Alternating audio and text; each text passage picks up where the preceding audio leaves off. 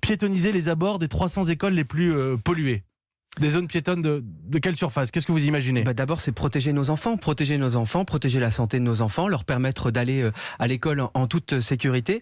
Et on le sait à Paris, en fait, là, 100% des écoles sont polluées, ont un air qui est très pollué, avec un tiers des écoles qui présentent en fait un air qui est particulièrement pollué et qui met particulièrement en danger la vie des enfants. On ne pourra plus les déposer en voiture et rester notamment moteur allumé devant l'école. Exactement. Et ce qu'on souhaite, c'est piétoniser de manière pérenne. Eh bien, ces écoles, on verra évidemment au cas par cas. Il y a certaines écoles où c'est plus difficile ou plus facile que d'autres de les piétoniser.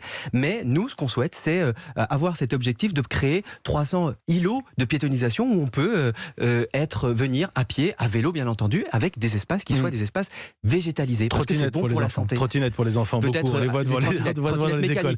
Alors, la part belle aux piétons, la part belle au vélo aussi, avec un Paris 100% cyclable. Parce que vous imaginez, pour qu'on comprenne bien, ce sont des pistes à 2 directions qui seraient sécurisées, donc isolées de la route. Exactement. On est d'accord. Très sécurisé. Doubler les lignes de métro qui sont saturées par des pistes cyclables. Oui, ça c'est une proposition. En fait, l'idée c'est de transformer véritablement la ville. Vous avez parlé d'un plan transport. Nous, on parle plutôt d'un changement de modèle. Juste un petit mot quand même sur la situation.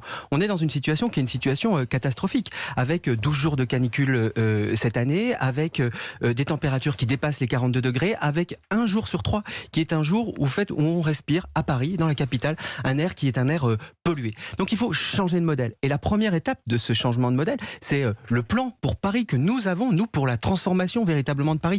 Pour ouvrir une autre histoire, eh bien ça passe par une ville où il y a moins de voitures. On veut libérer Paris de la voiture. De la voiture, il faut être très clair, parce que jusqu'ici, je vois pas comment on pourrait être contre, ça sonne très bien, sauf que l'idée de plus de trottoirs, plus d'espace vert, plus de végétation, vous prenez sur l'espace de stationnement. Évidemment, aujourd'hui, en fait, il y a un accaparement. Combien de places de stationnement? Quelle part du stationnement en moins à Paris? La moitié en fait de la ville, elle est consacrée aujourd'hui à la voiture, à l'automobile. Si on prend les places de parking, si on prend les rues, si on prend les avenues, eh bien c'est la moitié. Cet espace-là, il n'est pas destiné en fait aux Parisiennes et aux Parisiens, puisqu'il n'y a que 13% en fait des mobilités, des transports qui se font avec la voiture individuelle. Nous, on souhaite pour les Parisiens. Redonner pour les Parisiens. Oui, parce qu'il y a aussi beaucoup de banlieusards qui viennent en voiture. Bien sûr, mais ça, évidemment, ça nécessite de transformer. Il faut transformer les choses. On transforme la logique. C'est-à-dire qu'avant, on pensait la ville comme une ville avec le tout voiture individuelle. Eh bien, demain, et c'est à partir de 2020, et c'est la proposition que nous faisons, c'est le plan que nous proposons pour les Parisiennes et les Parisiens, pour les municipales, eh bien, c'est de changer le paradigme. On change de modèle.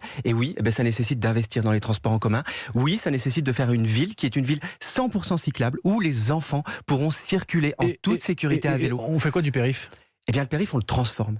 On en fait un boulevard urbain, et ça reste en fait une voie de circulation. Et très vite, par exemple, on consacre, nous, c'est ce que nous proposons. Avec des feux, vous voulez dire, avec des feux, Oui, un espace où on peut vivre, un espace qu'on peut traverser à pied et qu'on peut traverser aussi à vélo.